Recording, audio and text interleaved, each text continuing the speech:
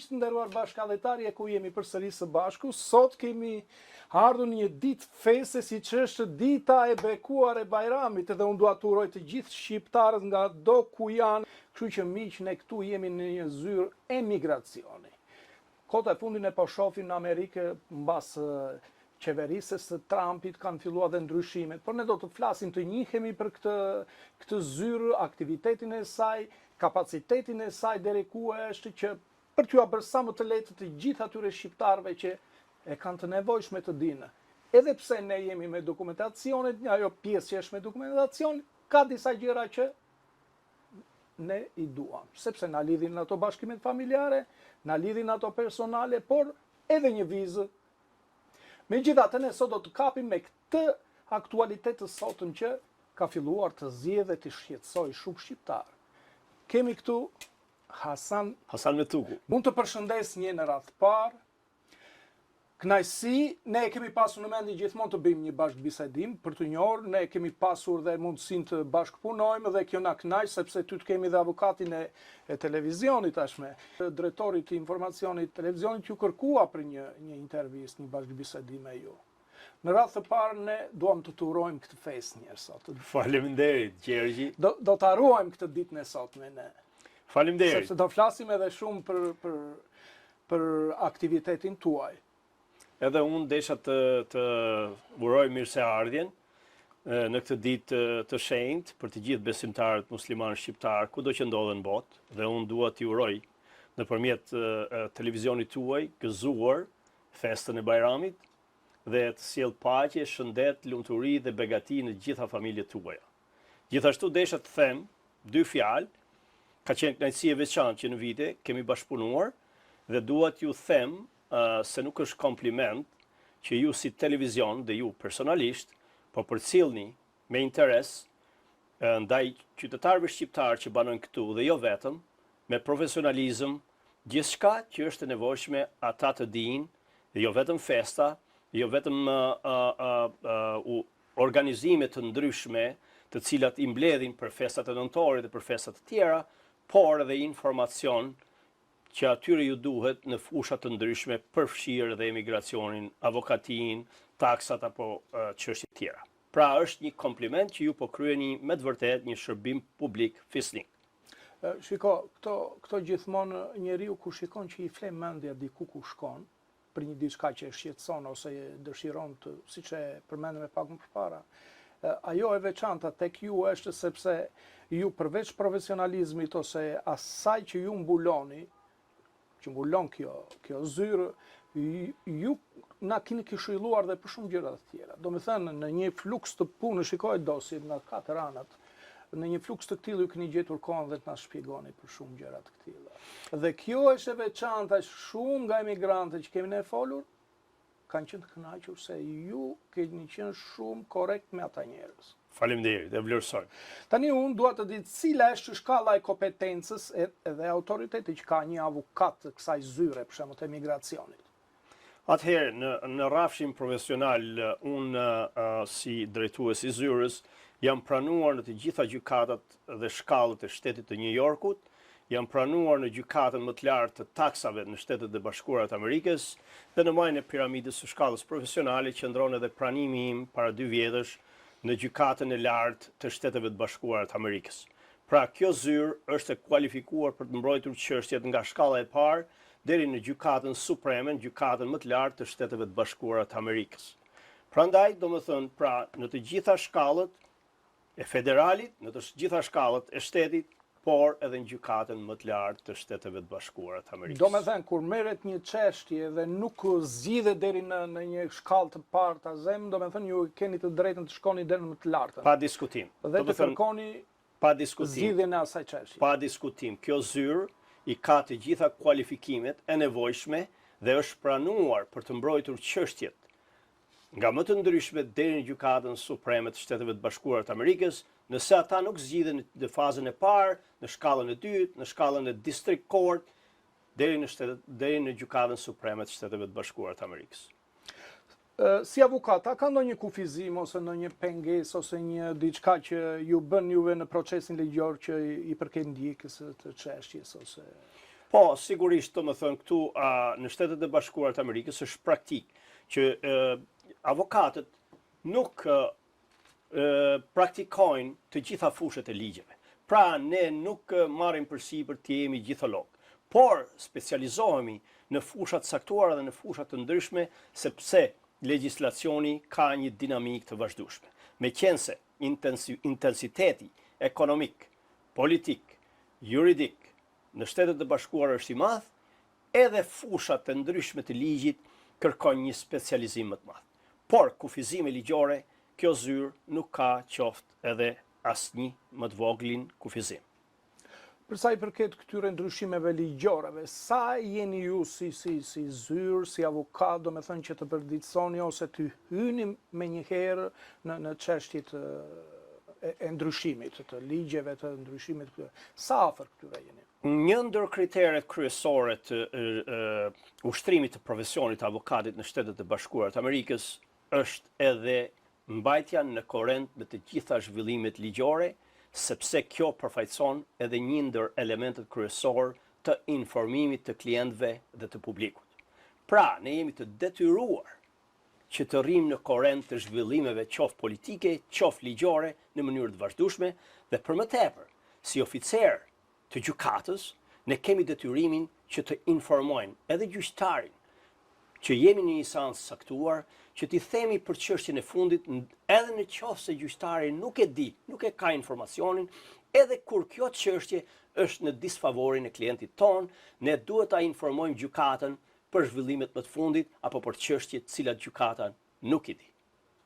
Pra, në këtë kuptim, ne duhet të jemi të informuar. Ne informohemi nga Departamenti i Sigurisë Kombëtare, marrim lajmet në mënyrë vazhdueshme, marrim informacion sepse jemi të regjistruar aty, por gjithashtu me Departamentin e Drejtësisë.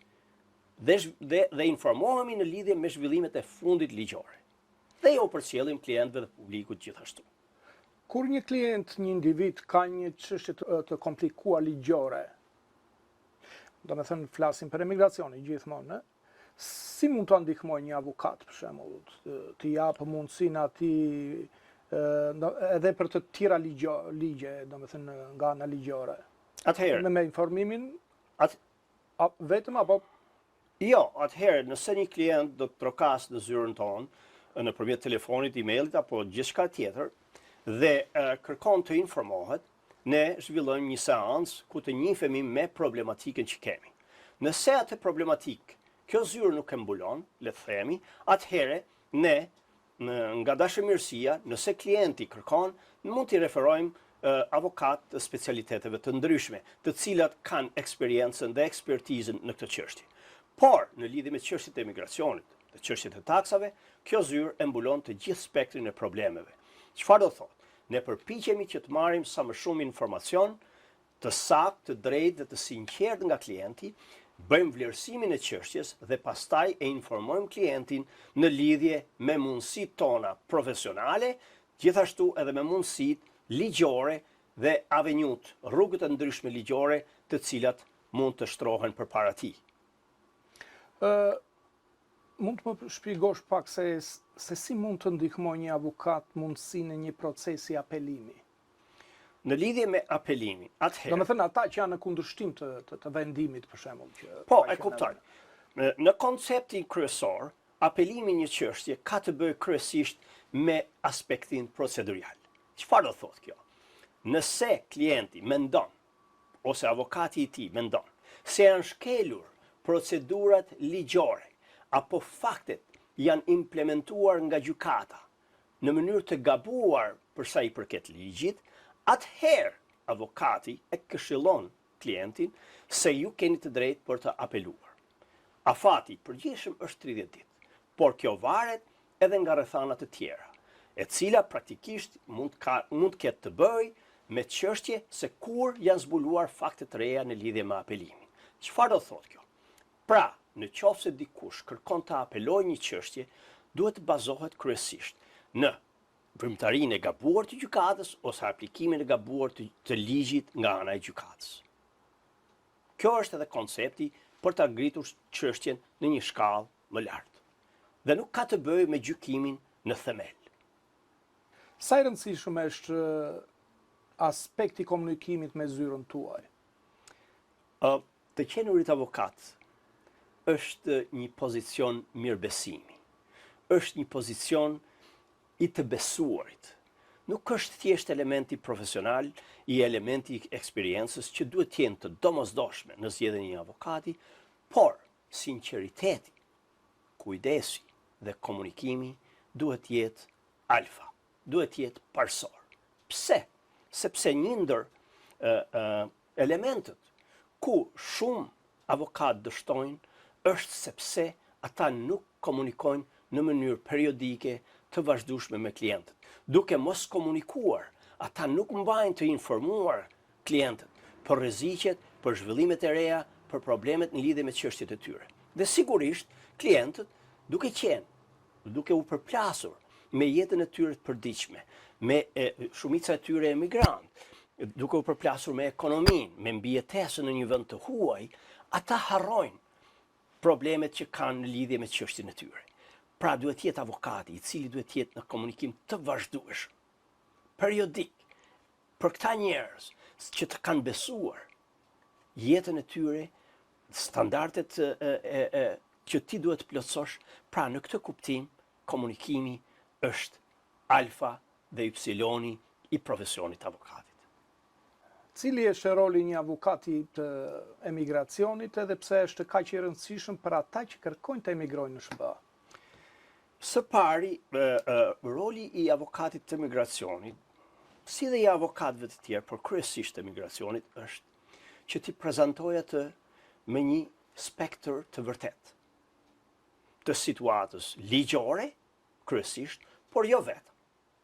Edhe të situatës politike apo ndryshimet të cilat avokati për shkak të privilegjit që ka, të informacionit që ka, të analizës që bën, t'ju japi mundësinë klientëve që të marrin informacionin më të mirë të mundshëm, që nëse klientët vendosin për të ndjekur një rrugë të caktuar, të jenë të mirë informuar dhe të mos marrin një vendim të gabuar, po themi në raport me investimet.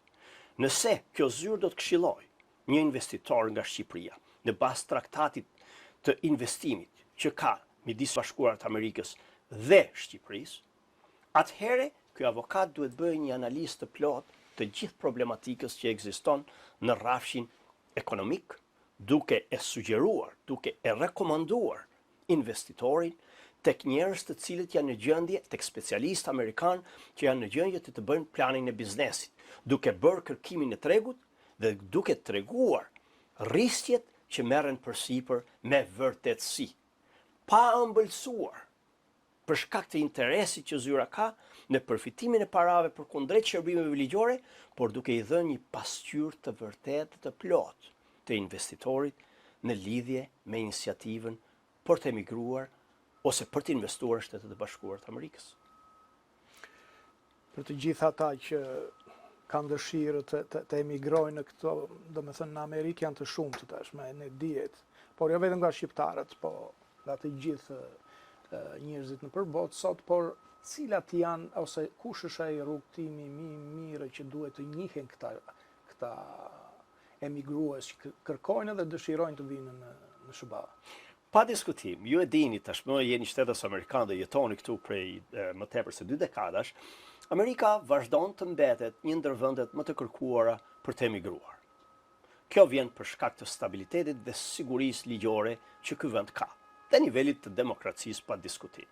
Sigurisht, një ndër elementet kryesor që kjo zyrë ju ofron klientëve të ndryshëm, nga Bangladeshi, nga India, nga Kina, nga Serbia, nga Kosova, nga Maqedonia, apo nga vendet të ndryshme evropiane, Vërtet ne duam të dimë nga shqiptarët në fakt.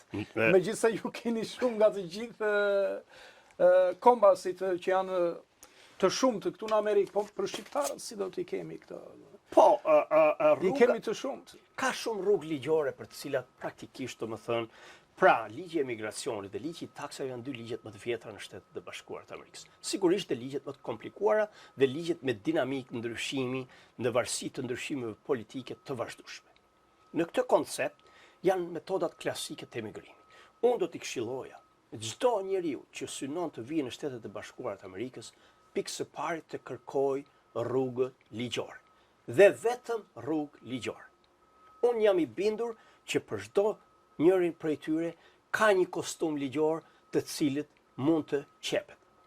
Në këtë kuptim, kemi hapësira ligjore për investitorë. Kemi vizat e B5. Kemi tashmë një iniciativë të re të presidentit Trump, Golden Card, ose ndryshe siç e quajmë, kartën e artë. Dhe si pas shtypit, janë mbi 1.000 njerëz që kanë filluar këtë proces, pavarësisht se nuk janë bërë akoma detajet ligjore dhe rregullore të brendshme se si do të nisi dhe si do të vazhdojë ky proces. Përsëri, kemi viza të tjera investimi.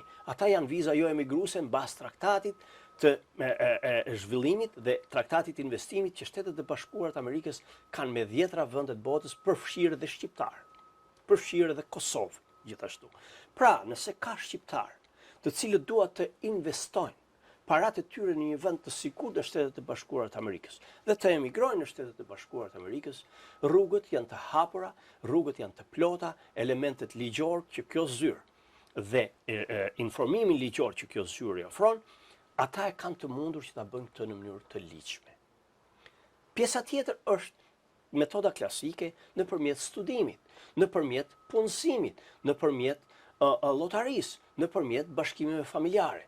Pra, ka gjithashtu edhe mundësi për ato njerëz që janë me talente në art, në sport, në shkencë, të cilët fama apo produkti i tyre shkencor, artistik, i ka kaluar kufit e vendit të shqiptarë. Çfarë do thotë kjo? Amerika vazhdon një politikë konsekuente të thithjes së trurit, pra brain gain, nga e gjithë bota. Ky është një melting pot, është një vend ku jemi unë dhe ti, shqiptarë dhe e gjithë bota në një vend. Pra në këtë kuptim, ligji i emigracionit i ofron në mënyrë absolute gjithsecilit një mundësi. Qoftë për studim, qoftë për investim, qoftë për bashkim familjar, qoftë për talentin që mund të ketë, pra është një gamë e gjerë. Ne e ofrojmë në mënyrë të vazhdueshme nëpërmjet punësimit, pra nëpërmjet punësimit nga kompani amerikane të ndryshme, qoftë në profesionin e një muratori, që gdhën gurin në sokaqet e Korçës, apo qoftë një shkencëtar mund të aplikojë për këtë. Qoftë një gjimnast apo një artist. Pra në këtë kuptim, kjo zyrë e përmbledh në mënyrë profesionale të gjithë gamën dhe të gjitha këto çështje që ju shihni, pra punohen me kujdes dhe me prudencë nga ana jote. Për t'ju hapur bashkëdhetarëve dhe jo vetëm një mundësi për të emigruar ligjërisht në Shtetet e Bashkuara të Amerikës. Mund të më thoni çfarë sfidash kanë pasur shqiptarët kur aplikojnë për shtetësi ose viza SBA? Atëherë, parë në këtë këndvështrim, emigrantët përplasen me shumë sfida, përveç mbijetesës dhe përveç përshtatjes kulturore që atyre ju duhet të zhvillojnë dhe të përshtaten në Shtetet e Bashkuara të Amerikës, janë edhe njohja e legjislacionit, njohja e procedurave për të realizuar të drejtat e tyre. Dhe këtu vinë në ndihmë avokatët, apo qendra të ndryshme ligjore, të cilat në fakt mungojnë në komunitetin tonë. Pra nuk kemi në komunitetin tonë një klinik ligjore, e cila praktikisht ofron me çmime të ulta ose falas shërbimin ndaj emigrantëve një ndihmë ligjore që ata e kanë të domosdoshme, sepse ata përballen me mosnjohjen e gjuhës, mosnjohjen e rregullave të legjislacionit dhe gjithashtu edhe me sfidat ekonomike dhe personale që kanë në përshtatjen kulturore. Në këtë pikpamje, të qenurit emigrant është një sfidë më vete. Në aspektin ton të vlerësimit dhe të këshillave që ne japim si zyrë ligjore, është se gjendemi pranë mbi 50 orë në vit, bëjmë shërbime falas për njerëzit që janë në nevojë. Pra, kjo nuk është vetëm një kërkesë nga shteti i New Yorkut, por e bëjmë dhe me dëshirë. Janë me dhjetra ata të cilët praktikisht na marrin në telefon në mënyrë të përditshme. Dhe normalisht kërkojnë informacion në lidhje me ndryshimet ligjore, në lidhje me shtetësinë. Çfarë duhet bëjnë për shtetësinë? Çfarë problemesh, si mund ta kapërcejnë problemin e gjuhës? Si mund ta kalojnë dhe si mund ta kapërcejnë problemin e bashkimit familjar? Kemi edhe njerëz të cilët për një shkak ose një tjetër kanë kryer vepra të vogla penale, ose kanë kryer vepra ose shkelje të vogla të ligjit. Ndoshta vjedhje të vogla, ndoshta ndonjë gënjeshtër ose shkelje të një ligji të caktuar. Dhe ligji i emigracionit është brutal. Nuk të fal në lidhje me këto shkelje. Dhe ne përpiqemi që t'i orientojmë ata që një ndër kushtet kryesore për të jetuar dhe për të përshtatur në Shtetet e Bashkuara të Amerikës është një moral i mirë, është një sjellje e mirë, e një qytetari model. Në këtë pikpamje, ata e vlerësojnë. E vlerësojnë dhe përpiqen që të përshtaten. Ne shqiptarët jemi popull punëtar. Punojnë në mënyrë të vazhdueshme dhe janë njerëz tepër korrekt. Në këtë aspekt ata e vlerësojnë informacionin tonë. Dhe janë ambasadorët e zyrës me tukullon. Pra në mënyrë të vazhdueshme nuk ka reklam më të mirë për zyrën tonë se sa shqiptarët, klientët tonë të kënaqur që kanë zgjidhur problemin dhe ata orientojnë dhe këshillojnë të tjerët që të vinë dhe të gjejnë një derë, jo vetëm një këshill ligjore, por dhe një vatër shqiptare që i ndihmon dhe e përmirëson jetën e tyre duke lehtësuar nëpërmjet këshillave ligjore jetën e tyre. Nuk e di nëse ju përgjigja pyetjes apo jo, por Sot tham, do flasim shumë, por pak nga të gjitha dhe pastaj do ndalemi me po sigurisht me kënaqësi. Si ka evoluar legjislacioni e migracioni ndër vite? Edhe do me thënë ka ardhur me ndryshimet deri në kohët e sotme. Po, legjislacioni, historia e legjislacionit është historia e migrantëve në këtë vend. Duke filluar jo larg nga këtu, nga kjo zyrë, Statuja e Lirisë dhe Ellis Island, ku ishte porta e parë e të ardhurve nga Europa, valët e të cilëve filluan në fund të shekullit 18 dhe në fillim të shekullit 19, kur fillojnë edhe shqiptarët në kohën e Nolit dhe mërgata e Korçës në Boston apo në Chicago që të vinë në Shtetet e Bashkuara të Amerikës. Pastaj ishte vala tjetër e cila hiku nga lufta e dytë botërore dhe vala e tretë ishte vala e largimit nga persekutimi komunist, kryesisht në Shqipëri apo në vendet e lindjes. Vala e katërt ishte vala e pas rënjes së perdes së komunizmit, luftës ftohtë.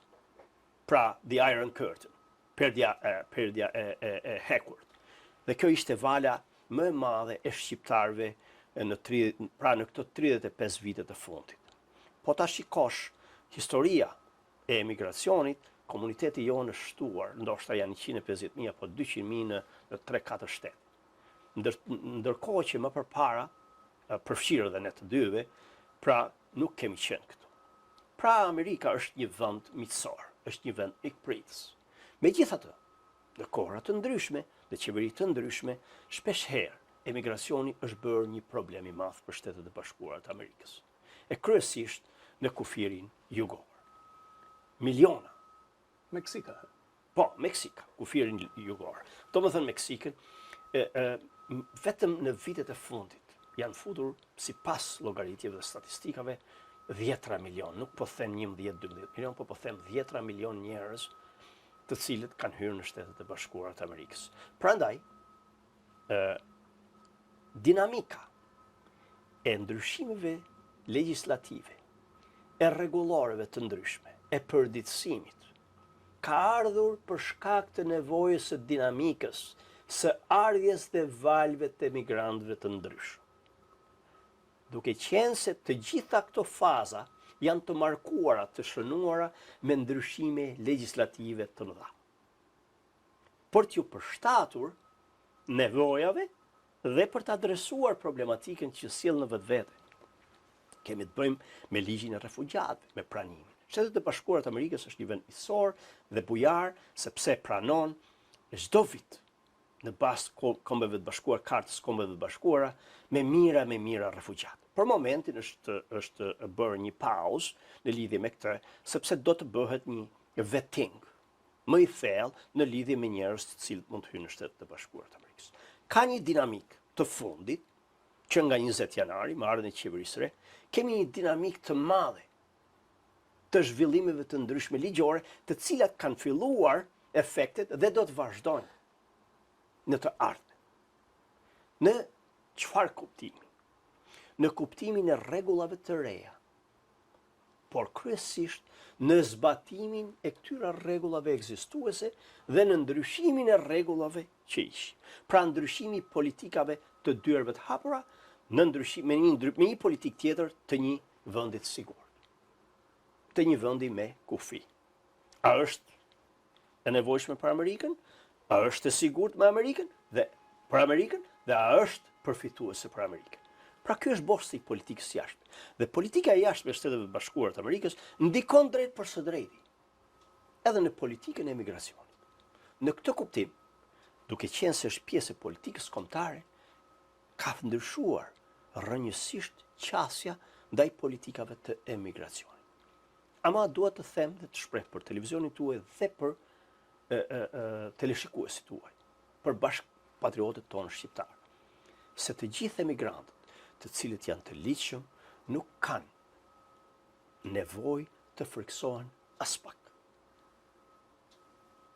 Pra, kush është i ligjshëm, ata që nuk janë të ligjshëm duhet të shikojnë dhe të kërkojnë ndihmën ligjore për të gjetur hapësirat e duhura, siç është ligji humanitar, nëse ato kanë nevojë. Pra në këtë pikpamje ka ndryshuar shumë çka në lidhje me politikat e emigracionit, të cilat po përkthehen në mënyrë graduale në ligje dhe norma të caktuara. Presidenti Trump firmosi disa urdhra ekzekutive. Do të jemi më pak më poshtë për këtë. Për shumë emigrantë, çfarë do të thotë i të qenurit pa status në SBA? Të qenurit pa status në Shtetet e Bashkuara të Amerikës, do të cilat janë edhe pasojat ligjore në Po, kjo pyetje nuk ka një përgjigje të përgjithshme, por do të shikohet rast pas rasti. Çfarë do thotë kjo? Pra nuk ka një përgjigje që e balancon të gjithë, pra për të gjithë emigrantët.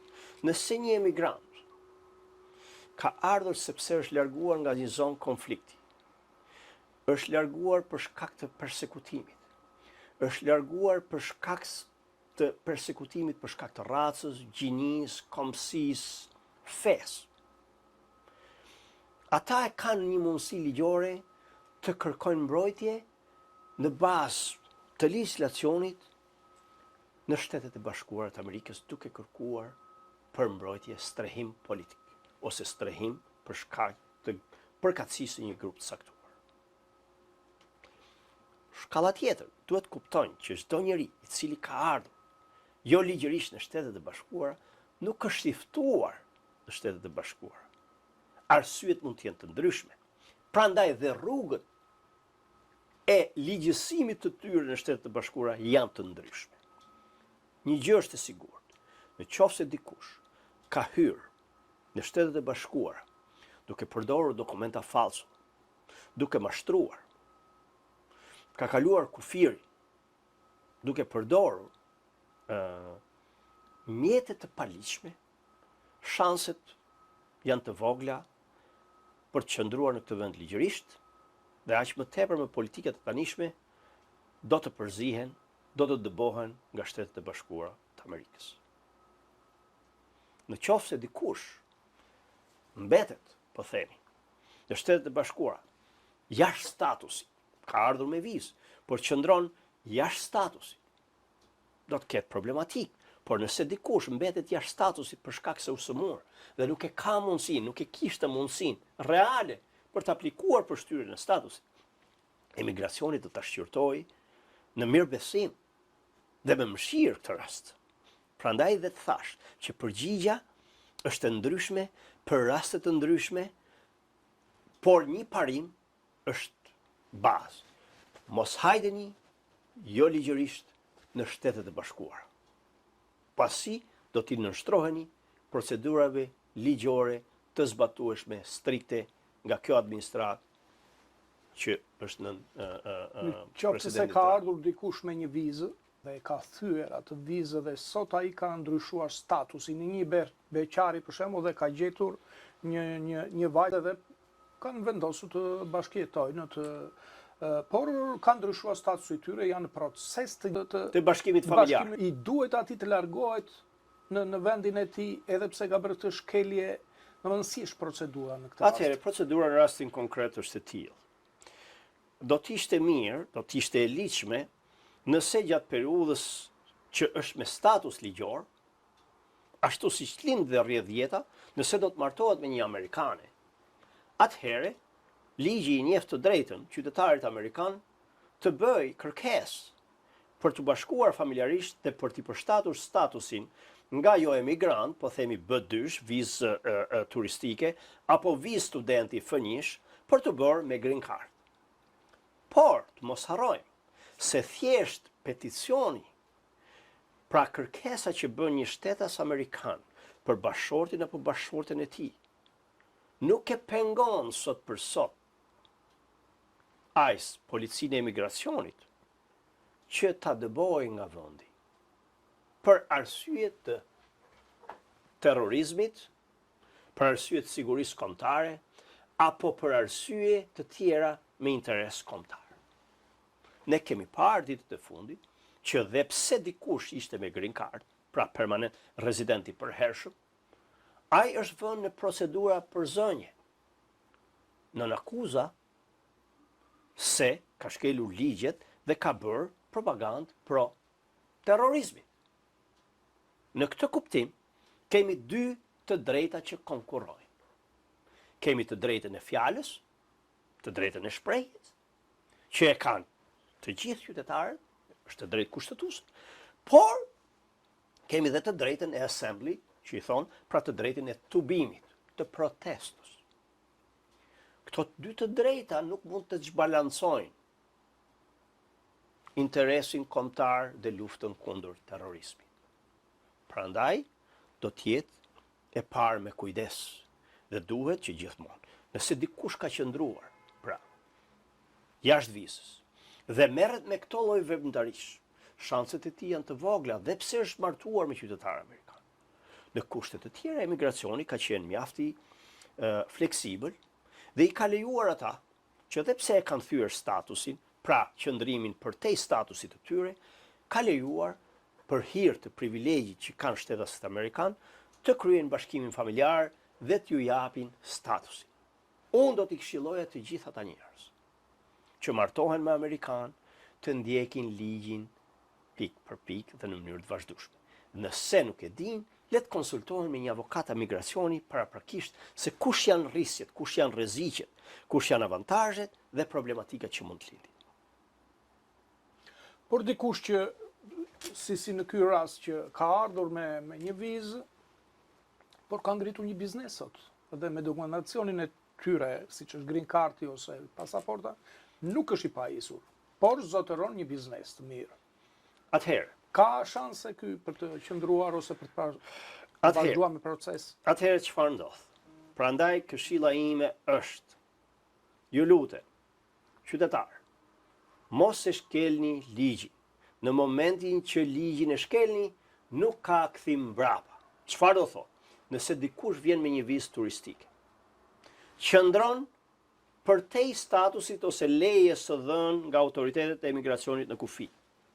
Dhe më vonë hap një biznes të suksesshëm dhe kërkon që të bëj letrat, pra le të fitoj statusin ligjor këtu në Amerikë nëpërmjet biznesit të tij. Kjo është e pamundur. Pse? Sepse ka shkelur ligjin. Çfarë do thotë kjo? Ti mund ta bësh atë, por varet nga koha e qëndrimit të paligjshmërisë që ke qëndruar në Shtetet e Bashkuara, që të mund të kërkosh falje dhe duhet të dalësh shpeshherë jashtë Shteteve të Bashkuara të Amerikës. Çfarë do thotë kjo? Nëse dikush vjen në statusin e turistit, qëndron 6 muaj, në qoftë se do të qëndrojë mbi 6 muaj ligjërisht në Shtetet e Bashkuara të Amerikës, për të përfituar në forma të tjera, në qoftë nëpërmjet biznesit, do t'i duhet të dalë nga Amerika të paktën 3 vjet. Nëse qëndrimi i tij paligjshëm në Amerikë do të jetë mbi 1 vit, atëherë atij do t'i duhet që të dalë nga Amerika të paktën 10 vjet përpara se ai të kërkojë që të rikthehet në Amerikë. Pra, ose shkelni ligjin që të keni mundësi të kaloni nga një status në një status tjetër. Në momentin që ju e humbisni një status, do të jetë e vështirë për të përfituar një status tjetër. Kjo është e thënë në terma të përgjithshme dhe jo e shpjeguar me detaje, pasi ka një mori detajesh në lidhje me këtë aplikim ligjor. Cila janë këto ndryshimet kryesore që ka bërë kjo qeverisja e sotme e Trumpit?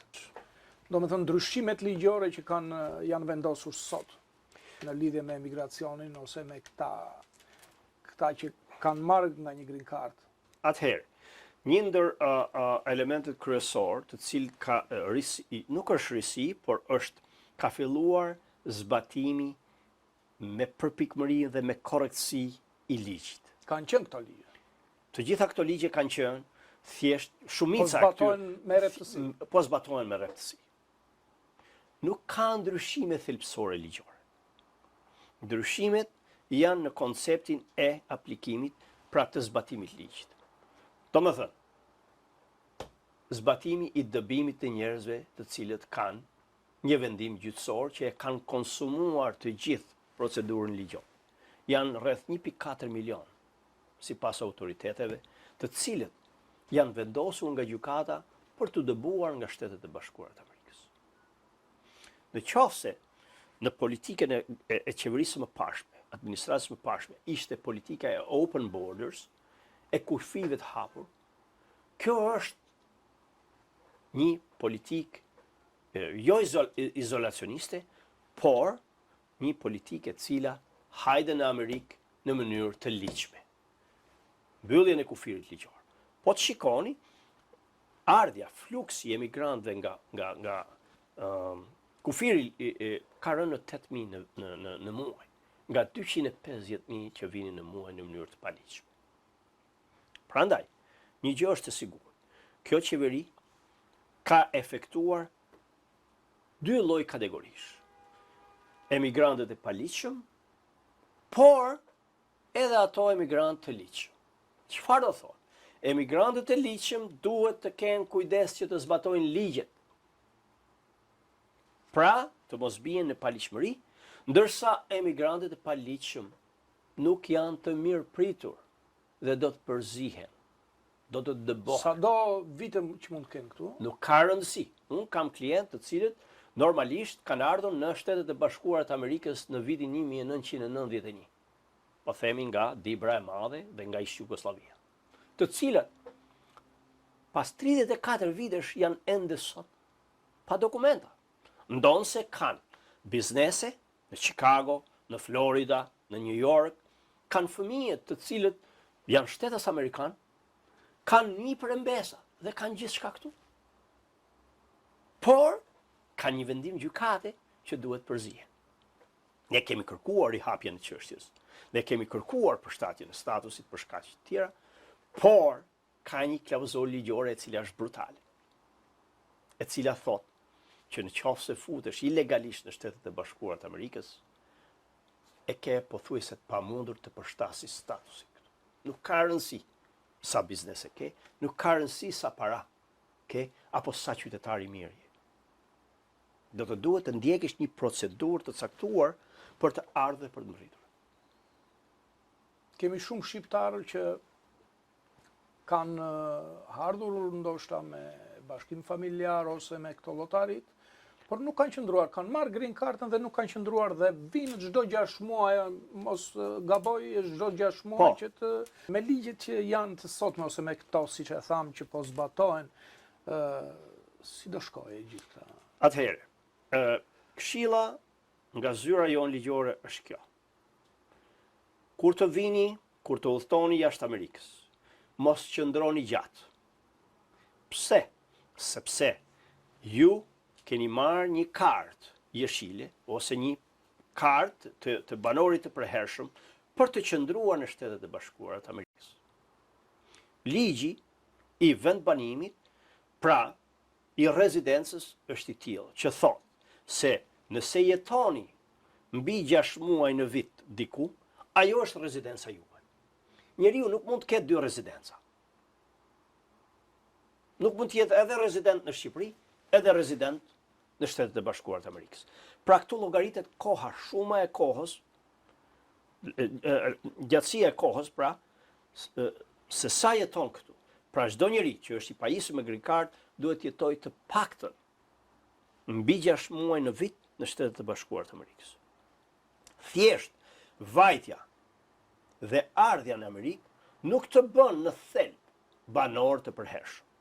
Dhe rreziku qëndron tek zbatimi i ligjit në kufi nga oficerët e emigracionit. Nëse oficerët e emigracionit e shikojnë që ju po e përdorni green cardën thjesht për të hyrë dhe për dalë në Shtetet e Bashkuara të Amerikës, ata kanë të drejtën që t'ju procedojnë për në gjyq, për në gjykatë. Dhe ju duhet provoni para gjykatës pastaj, nëse ju takon green carda, e keni braktisur green cardën, e keni braktisur statusin e rezidentit përhershëm ose jo. Në këtë kuptim, ka një ndryshim. Hyrja në Shtetet e Bashkuara të Amerikës është e garantuar kur udhtojnë jashtë për 2 kategori. Për nënshtetasit amerikan, edhe për ato që janë të pajisur me green card.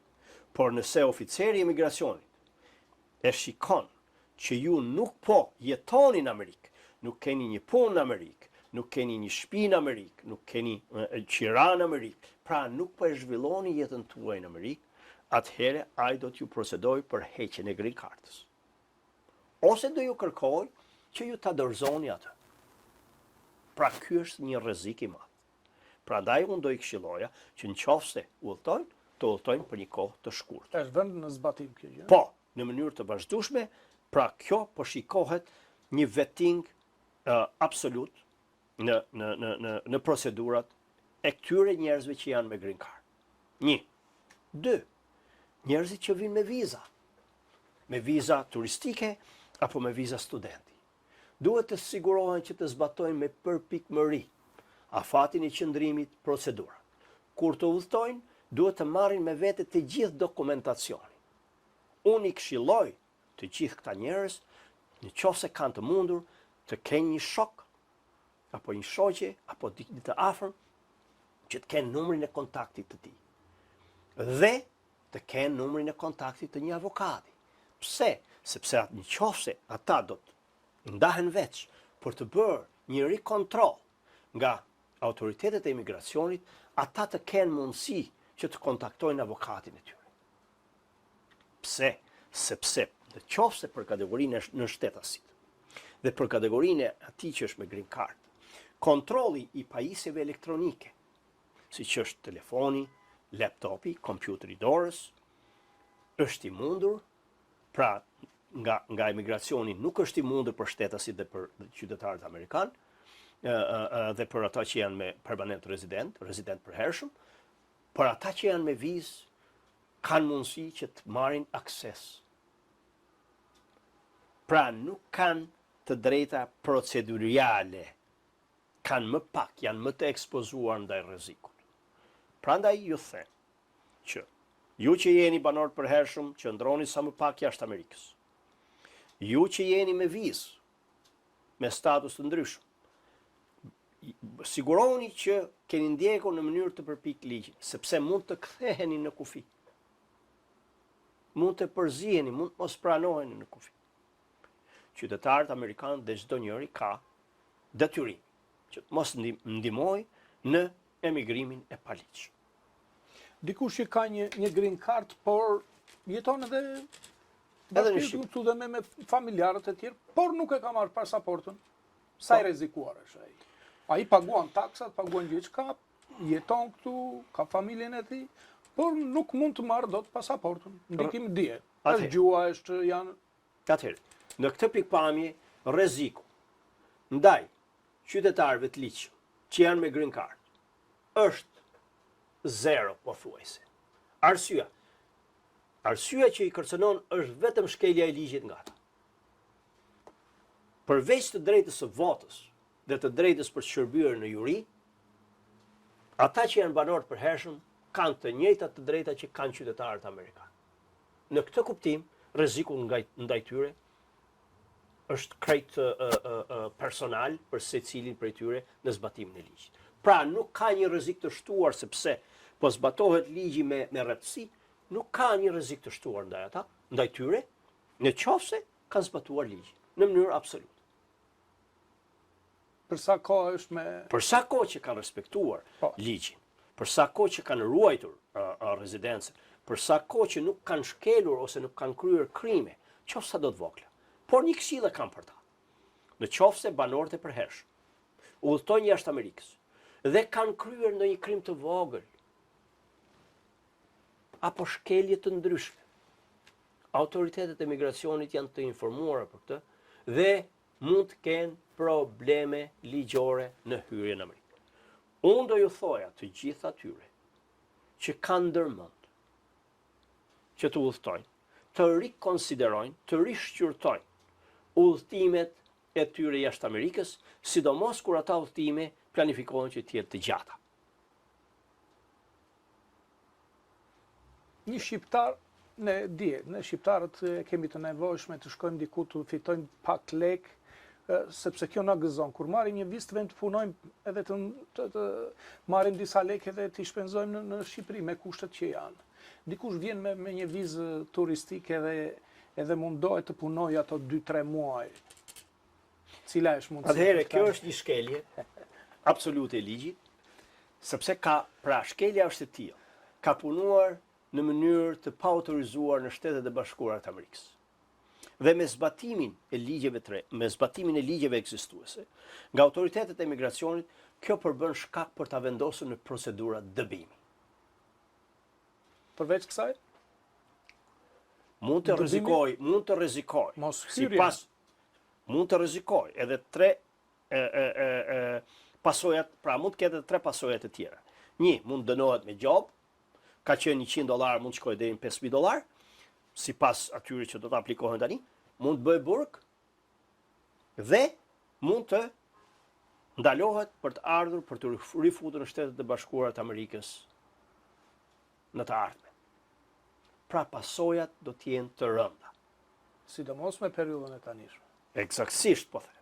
Pra, në qoftë se më përpara ka qenë një job $100, ose në qoftë se më përpara, domethënë nuk janë ndjekur nga autoritetet e migracionit, tashmë po përbën një problem. Po themi, liberalizimi i vizave me Shqipërinë, pra dhënia e vizave më shumë, me afat më gjatë, gjitha me radhë, mos harroni, qytetarë, të dashur telespektatorë të USAL TV, mos harroni se një vizë turistike në Shtetet e Bashkuara të Amerikës nuk ju jep të drejtën që ju të punoni këtu.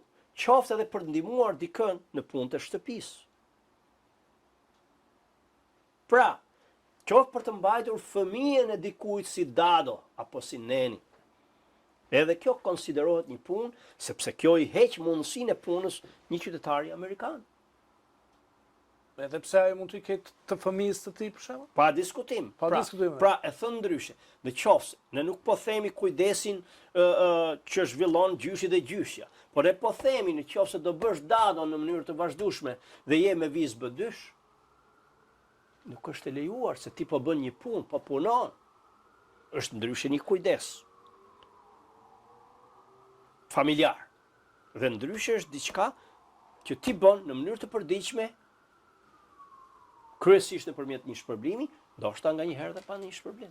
Prandaj, mos harroni se shkelja e këtij legjislacioni përbën një shkak për të u penalizuar. E thjesht. Çfarë duhet të bëjnë të gjithë këta për të pasur mundësi për të punuar të paktën?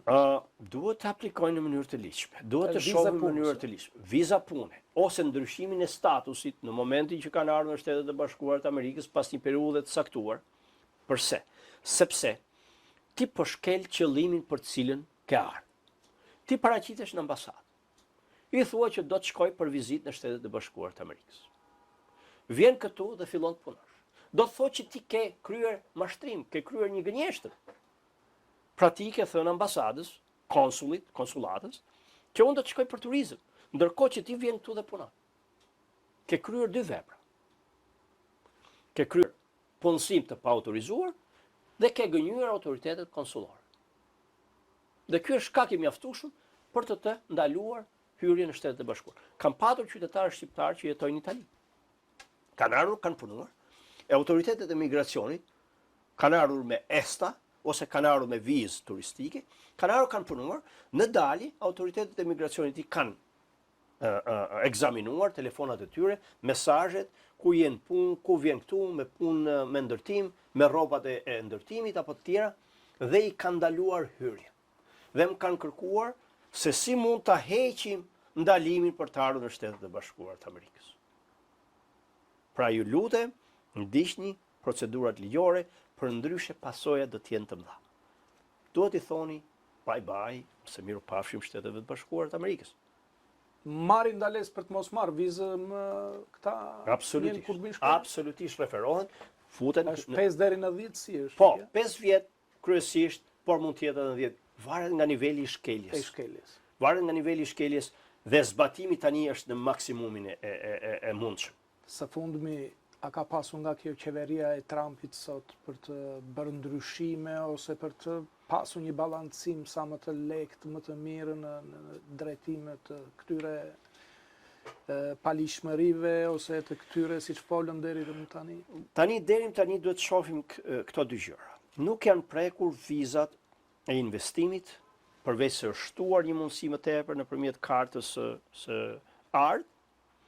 Pra nuk janë prekur asnjë nga vizat e investimeve, pasi dhe parimi kryesor dhe jo vetëm parimi, por edhe synimi kryesor i kësaj qeverie administrate është të thithë sa më shumë investime të huaja. Që do thotë, pra nuk është prekur pjesa e legjislacionit të emigracionit që mbulon emigracionin nëpërmjet investimeve. Pra vazhdon që të jetë një legjislacion i favorshëm për të investuar dhe për të ardhur në Amerikë nëpërmjet investimit. 1. 2. Nuk është prekur lotaria akoma, lotaria që ka ekzistuar, nuk është prekur lotaria e vizave të punësimit H1B, e cila zhvillohet në mënyrë periodike. Tani jemi në fazën, zyra jon ka bërë disa aplikime për kompani të ndryshme, kompani amerikane dhe qytetarë nga vende të ndryshme, qoftë edhe të Bashkimit Evropian.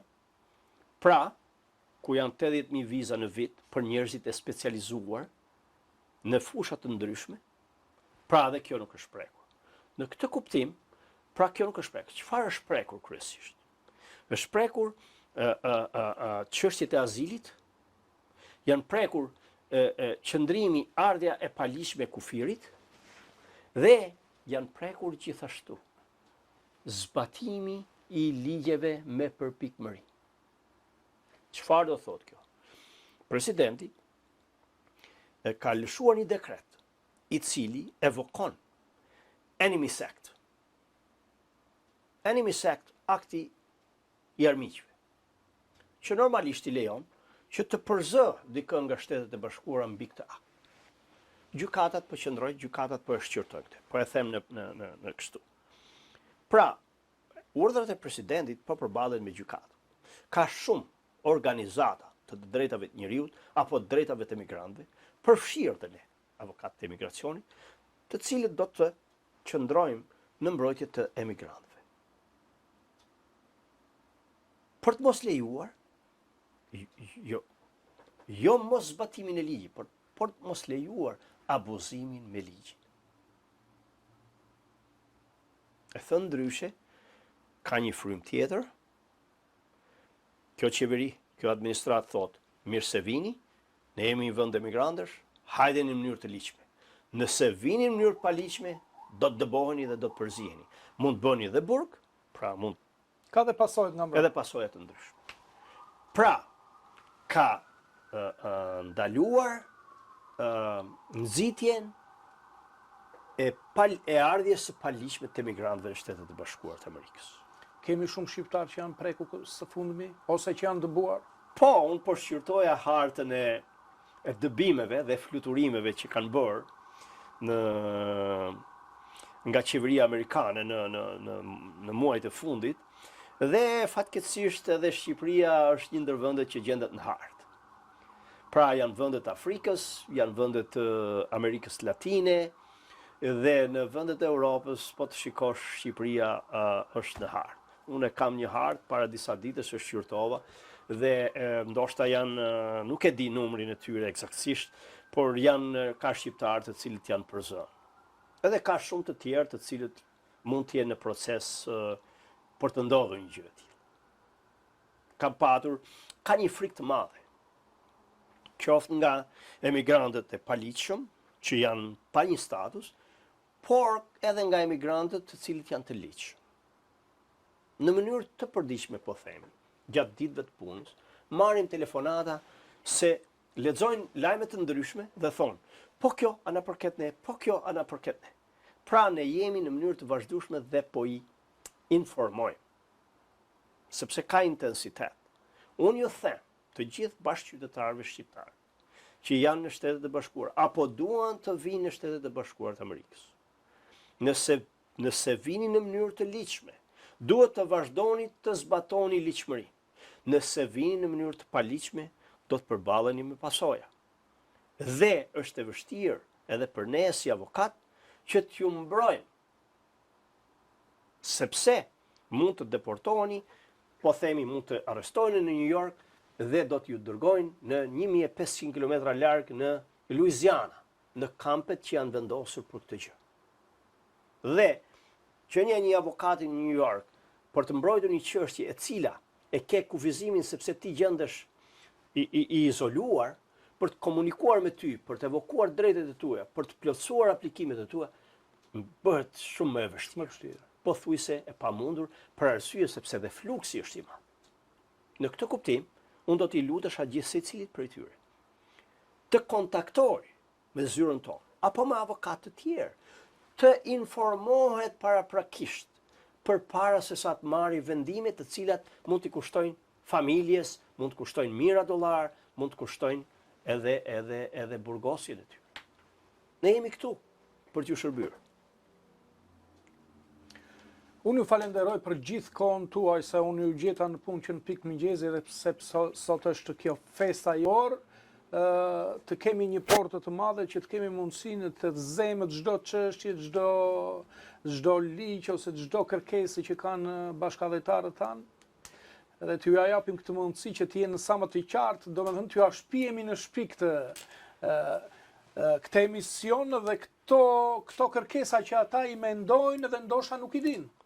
Po, me kënaqësi do ta bëjmë këtë, dhe nëse ju do të dëshironi, unë mund t'ju përgjigjem me 1 orë në muaj, ku qytetarët mund të bëjnë edhe pyetje të drejtë për drejtë, apo pyetje të cilat ju mund t'i akumuloni nëpërmjet emailit, dhe në një ditë të caktuar ne mund ta ofrojmë këtë shërbim për t'ju dhënë falas nëpërmjet valve tuaja qytetarëve këshilla që duhet të ndjekin për problemet e tyre.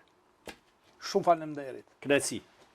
E pra, të nderuar miq, të nderuar bashkëdhetarë, me zotin Hasan neve shqyrtuan nuk e di sa zoom, domethënë në bisedët e gjitha ato që juve ju interesojnë, por këto zyrat e migracionit janë të shumtë që ju mund të bëni dhe përzgjedhjen, por edhe zoti Hasan është në çdo kohë me telefonatën tuaj, me prezencën tuaj në zyrë, për t'ju spjeguar dhe për t'ju dhënë mundësinë që ju të lehtësojeni nga ajo që ju mbartnin veten tuaj të shqetësimin e madh, për sidomos në periudhat e sotme që qeveria e Trumpit ka ndërmarrë, domethënë për t'i plotësuar rreptësisht ato ligje në ekzistencë që janë sot. Kështu që miq, shpresojmë të takohemi së bashku përsëri edhe për t'ju sqaruar dhe për ta bërë sa më të plot atë që ju doni dhe dëshironi. Mirupafshim. Mirupafshim.